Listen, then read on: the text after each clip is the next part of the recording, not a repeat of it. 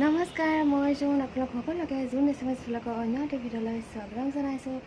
আপোনালোক কেনে আছে বাৰু? আশা কৰোঁ আপোনালোক সকলোৱে ভালে আছে। আৰু এতিয়া বাজিছে 9টা আৰু মই এতিয়া বনাব যাম পটলৰ তৰকাৰী বনাম, মানে শাক আৰু ভাত বনাব যাম। কাৰণ ধুনুমা আছে, ধুনুমাক খুৱাব লাগিব। মানে সেইটো হোমমেড চেৰেলেক্স বনাইছোঁ, সেইটো খোৱা মই ধুনুমাক বনাই কিনে ভাতখিনি বনাব লাগিব। কাৰণ সৰু ঘৰত নাই, সৰু ফুৰিব গৈছে। সেইকাৰণে মই এতিয়াৰ পৰা ভাজিখিনি বনালোঁ, লেচেৰা আৰু আলু ভাজি সেইখিনি বনাই থ'লোঁ। আৰু এতিয়া পটলৰ তৰকাৰী এখন বনাই থ'ম আৰু কিবা এটা জোল বনাই থ'ম। আৰু ভাতখিনি বনালে হ'ল বাৰু। আৰু ধুনুমাক খোৱাও আছে, সেইখিনি ধুনুমাক খুৱাই ল'ম। আৰু প্ৰথমে ধুনুমাক খুৱাই লওঁ, পিছত শাকখিনি বনাম। ধুনুমা আৰু এতিয়া মই ধুনুমাক খোৱাৰ কাৰণে বটলটো ৰেডি কৰিছোঁ। আৰু ধুনুমা ইয়াতে বহি আছে, তেনেকৈ খুৱাম চাওঁ। আৰু এখন বান্ধি দিম ইয়াতে।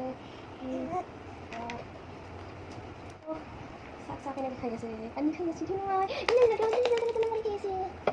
আৰু এইটো হ'ল, আৰু এইটো মই আনিছোঁ ফ্লিপকাৰ্টৰ পৰা। আৰু ইয়াতে এইটো বটল, আৰু এইটো নিপেল নাই বাৰু ইয়াতে। আৰু এইখন চামুচ হয়, আৰু এনেকৈ এইটো অপেন কৰি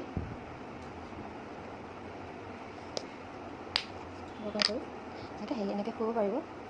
আৰু এনেকৈ খোৱাৰ আগতে এনেকৈ স্কিন টেষ্ট কৰি চাব, গৰম নে ঠাণ্ডা। আৰু এইখিনি মই এতিয়াও ধুনুমাক খুৱাব পাৰোঁ। আৰু এনেকৈ সেইফালে নহয়, সেইফালে এনেকৈ হয়।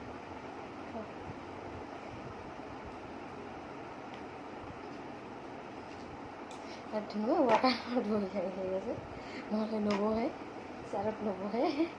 সেইকাৰণে ৱাটাৰখন বহি খুৱাই আছোঁ। আৰু এই যে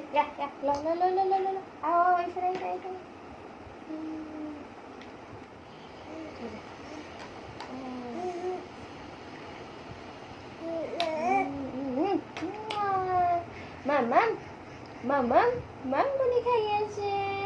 কোনে মাম খাই আছে? ধুনুমা মাম খাই আছে। বাবা কা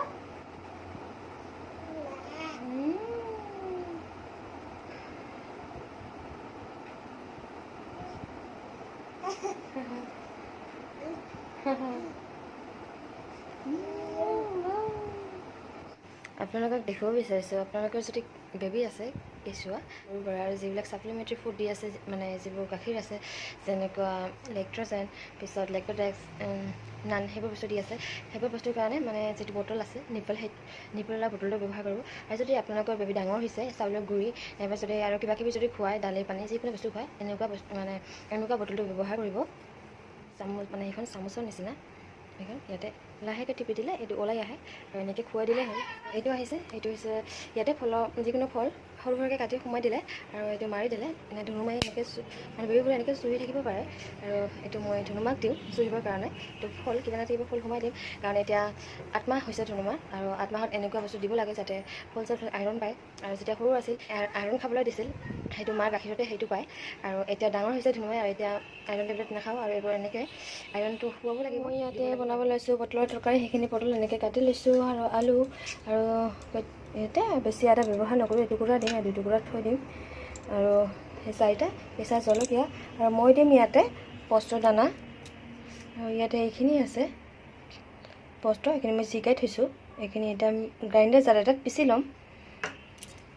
আৰু ইয়াতে মই আদা আৰু পস্তো আৰু কেঁচা চালুকখিনি, যিখিনি 2টা দিছোঁ কেঁচা চালুক, আৰু এইখিনি মই পিচি লৈছোঁ। গেছৰ ফ্লেমটো অন কৰি এতিয়া কেৰাহীটো বহুৱাই দিম। আৰু এতিয়া মই কেৰাহীখনত দিম 2টা কেঁচা জলকীয়া, সেইখিনি ফালি লৈছোঁ কেঁচা জলকীয়া 2টা। আৰু ইয়াতে দিম তেল, আৰু পাঁচফোৰণখিনি দিলোঁ। আৰু ইয়াতে দিম আধা চামুচ জলকীয়া গুড়ি, আৰু ইয়াতে দিম আধা চামুচৰ কম অকণমান জিৰা গুড়ি। আৰু এতিয়া মই শাকখিনি ঢালি দিম ইয়াতে। শাকখিনি ঢালি লৈ ফ্ৰাই কৰিব লাগিব প্ৰথমতে, সেইখিনি ভাজি লওঁ। আলু আৰু পটলখিনি পটল এনে ডাঠ হয়, সেইকাৰণে বেছিকৈ অকণমান ভাজিব লাগে। আৰু ইয়াতে দিম হালধি গুড়ি, আৰু এনেকৈ হালধি গুড়ি দি আৰু অকণমান ভাজি ল'ম। আৰু ইয়াতে দিম নিমখ সোৱাদ অনুসৰি, আৰু অলপমান দিম। এনেকৈ মই এইখিনি ভাজি লোৱা হয়।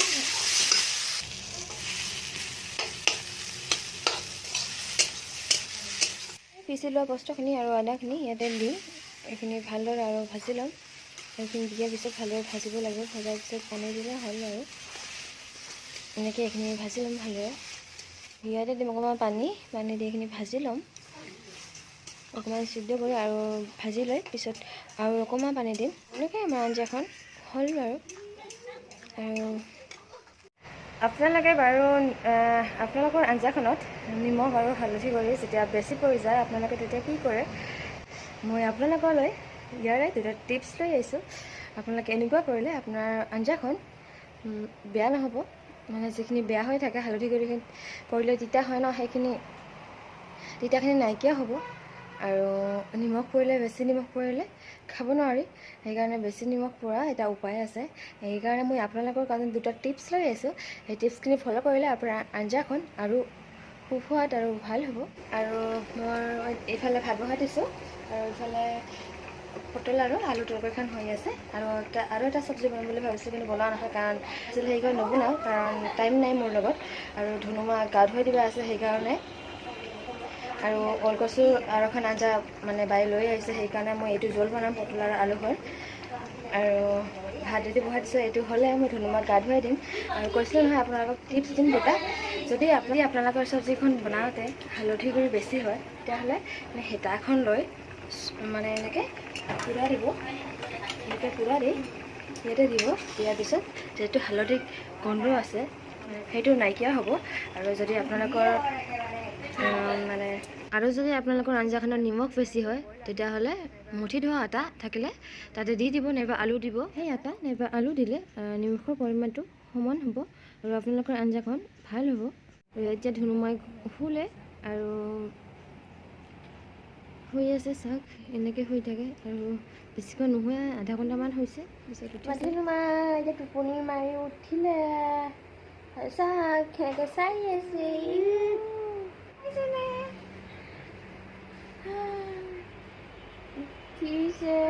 তেনেকুৱা কৰি আছে।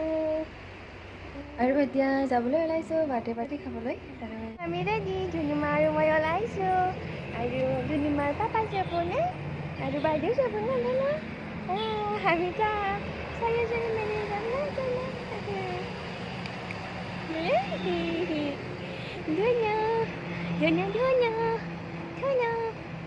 এতিয়া ওলাইছোঁ। মায়ে ঘৰৰ কামখিনিও শেষ কৰি থ'লোঁ, ভাত বনোৱা নাই, বাকীখিনি গোটেই কামখিনি কৰিলোঁ। কৰিছোঁ এতিয়া ওলাইছোঁ, যাবলৈ ওলাইছোঁ। আৰু বেছি দূৰত নহয় চাগে, আমাৰ ওচৰতে হয়।